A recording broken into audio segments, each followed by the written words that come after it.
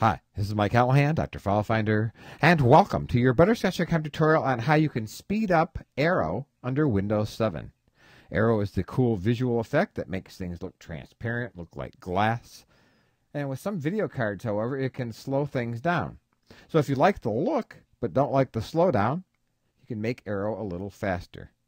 So we'll click on Start, Control Panel. Now when it opens up, we're going to click on Appearance and Personalization. And up here, we're going to click under Personalization, Change Windows Glass Color. You see here the different colors of Aero.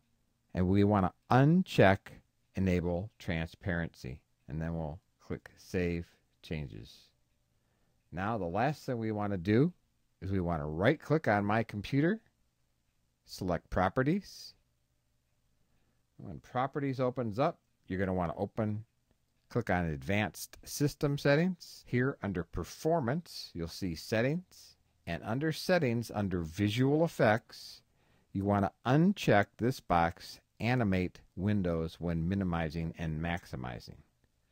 Click Apply, click OK, and close out of this.